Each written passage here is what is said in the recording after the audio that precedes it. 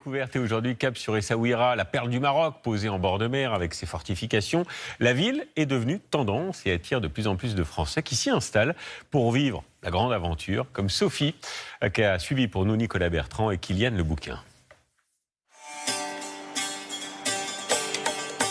Au bord de l'océan Atlantique, sur les plages d'Essaouira, une Française vit sa passion. C'est bien. À toute allure. Il y a près de 20 ans, Sophie Pigorier s'est lancée dans l'aventure de sa vie. Ouvrir un ranch au Maroc. Moi, je fais du cheval depuis que j'ai 4 ans. J'étais amoureuse des chevaux. Je suis venue en vacances ici pour faire du cheval. Je suis revenue 2-3 fois derrière. J'ai rencontré des personnes extraordinaires qui m'ont proposé de vivre une superbe aventure. Si vous venez à Essaouira, vous ne pouvez pas ne pas faire de cheval. C'est la chose à faire. C'est en 2007 qu'elle a échangé sa vie parisienne pour un quotidien bien différent, loin de son ancien métier de chercheuse. Saphir. Ça va, Doudou? Bonjour, Saphir. Lorsqu'elle a commencé, son écurie comptait un seul cheval. Aujourd'hui, il y en a 17. Et si Sophie est tombée amoureuse du Maroc, c'est aussi pour la race de cheval typique du pays, les barbarabes. J'ai découvert le barbarabe. J'ai eu vraiment un gros crush, un gros coup de cœur. Et cette liberté d'aller sur les plages qu'on n'a plus dans de nombreux pays en Europe.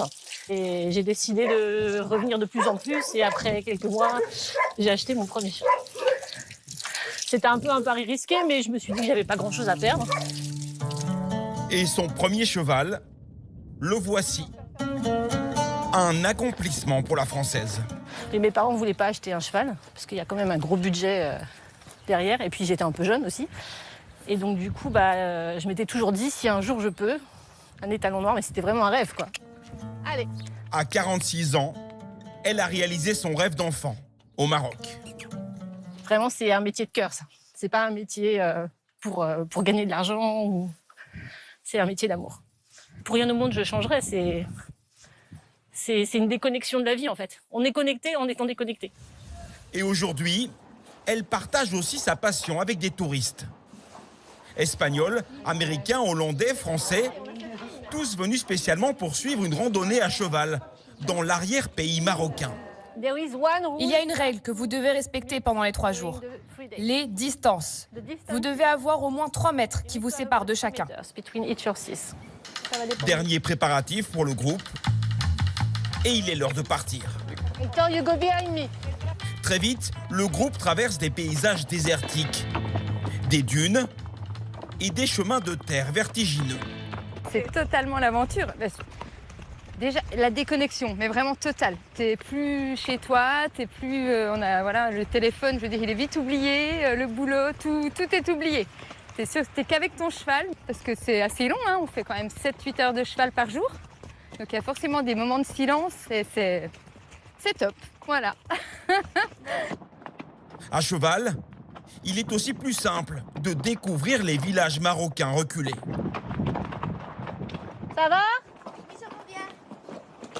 Pouvoir découvrir des endroits comme ce petit village où on arrive, qu'on ne peut pas vraiment voir en voiture, qui n'est pas vraiment sur les cartes, qui est tout petit. Et tu as des contacts avec les habitants quand tu es à cheval qui sont extraordinaires parce que tu vas au même rythme qu'eux et c'est la meilleure façon de voyager. C'est dans un petit atelier du village que le groupe fait un premier arrêt. Bonjour! Ça va et vous? Les touristes vont découvrir comment est fabriquée la spécialité locale de la région, l'huile d'argan. Il y a 2 coques. Et à l'intérieur, il y a une petite amande. C'est avec ça qu'on fait l'huile d'argan. Ça ressemble à ça.